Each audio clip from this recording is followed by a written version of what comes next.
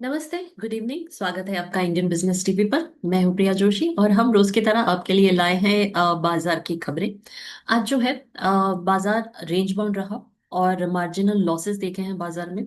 Sensex 180 points नीचे close हुआ है एट 81,263 और निफ्टी 57 पॉइंट्स नीचे क्लोज हुआ at 24,754। Active stocks for today: ICICI bank, HDFC bank, TCS, SBI and Reliance. Top five gainers for today: IndusInd Bank, HM Motors, Trent, Titan Company, and M&M. Top five losers for today: TCS, Adani Enterprise, Adani Ports, Bajaj Finance, and Tech Mahindra. जैसे हम जानते हैं कि geopolitical tensions बढ़ते जा रहे हैं तो इसका असर है बाजार पे। फंडामेंटली वी आर स्ट्रॉन्ग, लेकिन थोड़े से वॉर की जो न्यूज आ रही है इसके कारण हम हल्की सी गिरावट बाजार में देख रहे हैं। इसके अलावा आज हम बात करेंगे टैरिफ के बारे में।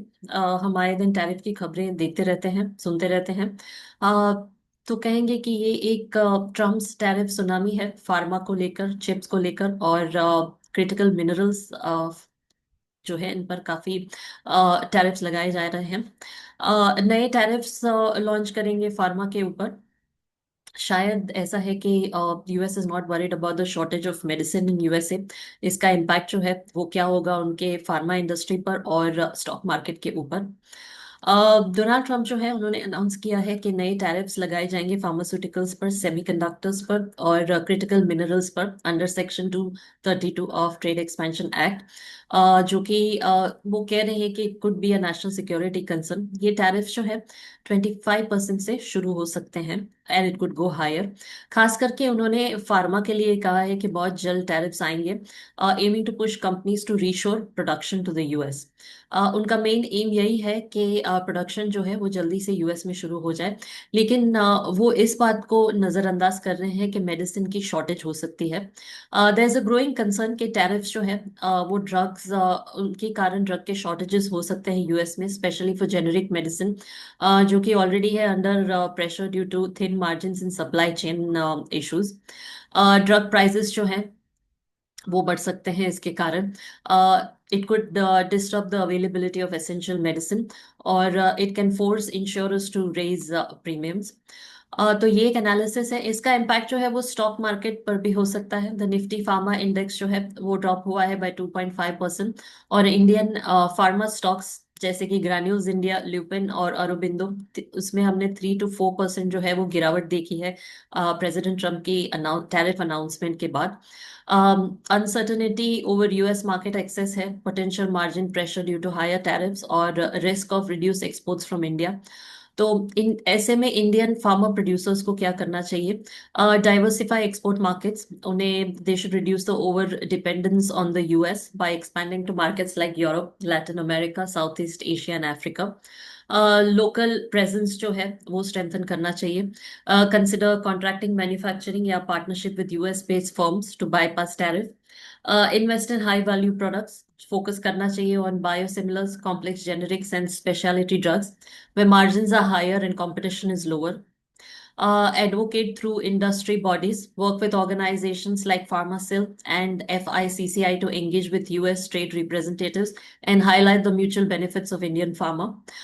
इनको enhance करना चाहिए supply chain resilience, build redundancy in sourcing APIs and intermediaries to avoid bottlenecks in tariffs, extend to raw material.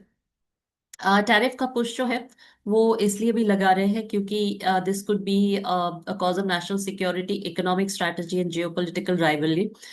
तो इसके कारण जो है, जैसे मैंने कहा, नेशनल सिक्योरिटी कंसर्न, ट्रम्प जो है is invoking section 232 of the trade expansion act, जो कि अलाउ करता है टैरिफ लगाने पर जो इंपोर्ट्स किए जा रहे हैं यूएस में, उस पे टैरिफ जो है वो अलाउ करता है। रीशोरिंग यूएस मैन्युफैक्चरिंग, ट्रम्प जो है वो प्रोडक्शन वापस यूएस में लाना चाहते हैं फॉर जेनेरिक ड्रग्स, जहां पे इंडिया और चाइना डोमिनेट करते हैं। रेयर अर्थ एंड मिनरल्स जो है, वे China controls over 60 to 80% of global supply, तो ये सब वो यूएस की तरफ ले जाना चाह रहे हैं। Countering China's dominance, this is also strategic move in the US China economic rivalry. China ने रिस्ट्रिक्ट किया है exports of rare earths in retaliation to US tariffs. Trump जो है वो कोशिश कर रहे हैं कि यूएस जो है वो चाइना पे डिपेंड होना कम कर दे। तो ये है फार्मा इंडस्ट्री के बारे में। तो आप इन्वेस्ट करेंगे तो जरूर इन्वेस्टमेंट अपना जारी रखिए, लेकिन एक्सपर्ट एडवाइस लेकर और एक जांच करके ही इन्वेस्ट कीजिए। सुनते हैं हम corporate news. India technologies limited ने वेदरफोर्ड के साथ 10 वर्षों के दीर्घकालिक अनुबंध पर हस्ताक्षर किए हैं, जिसके तहत वित्त वर्ष 2027 से हर वर्ष लगभग 90 रुपए करोड़ के ऑर्डर निष्पादित किए जाने की उम्मीद है। मार्कोलाइंस पेवमेंट टेक्नोलॉजीज लिमिटेड को वाराणसी औरंगाबाद NH 2 टोलवे ली से 18 रुपए 87 करोड़ का अनुबंध प्राप्त हुआ है।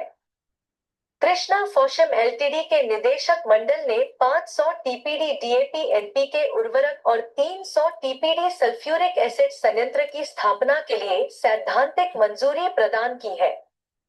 एक्सिस गेट्स टेक्नोलॉजीज लिमिटेड और एमबीडीए ने मेक इन इंडिया रणनीति के तहत अपनी साझेदारी का विस्तार करने और नई गतिविधियां शुरू करने की योजना बनाई है। थॉमस कुक इंडिया लिमिटेड और इसकी सहयोगी कंपनी सॉट ट्रैवल ने भारत में अपनी पहली ग्राहक अभियान के लिए डिज्नी क्रूज लाइन के साथ साझेदारी की घोषणा की है। टाटा टेक्नोलॉजीज लिमिटेड को वोल्वो कार्स द्वारा एक रणनीतिक आपूर्तिकर्ता के रूप में चुना गया है। केपीआई ग्रीन एनर्जी लिमिटेड की सहायक कंपनी सन ड्रॉप्स एनर्जिया पीवीटी एलटीडी को 36.87 मेगावाट के सौर ऊर्जा परियोजनाओं के लिए स्वीकृति पत्र आशय पत्र प्राप्त हुए हैं। ओरियंट ट्रेडलिंक लिमिटेड को पहले दिव्यांग क्रिकेट वर्ल्ड कप के लिए अनन्य विपणन, प्रचार और बिक्री अधिकार प्रदान किए गए हैं। अशोका बिल्डकॉन लिमिटेड को गुयाना सरकार के लोक निर्माण विभाग से east bank east coast road link project phase 2 फीट के लिए स्वीकृति पत्र प्राप्त हुआ है। यूएनओ मिंडा लिमिटेड के निदेशक मंडल ने संभाजीनगर औरंगाबाद में कंपनी की कास्टिंग डिवीजन की नई विनिर्माण इकाई स्थापित करने हेतु विस्तृत परियोजना रिपोर्ट DPR को स्वीकृति दी है। एक्सिस बैंक लिमिटेड ने केदार जोशी की नियुक्ति बैंक के मुख्य लेखा परीक्षक चीफ ऑडिट एग्जीक्यूटिव के रूप में घोषित की है।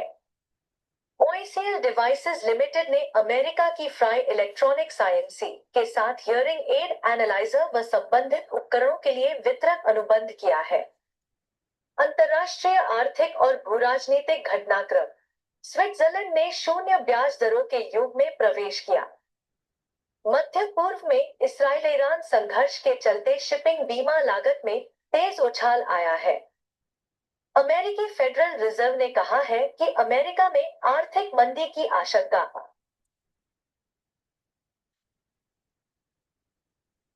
तो ये रहे आज के कॉर्पोरेट न्यूज। हमने मार्केट के बारे में आपको खबर दी, और फार्मा इंडस्ट्री के बारे में जो टैरिफ्स लगने वाले हैं उसके बारे में हमने चर्चा की।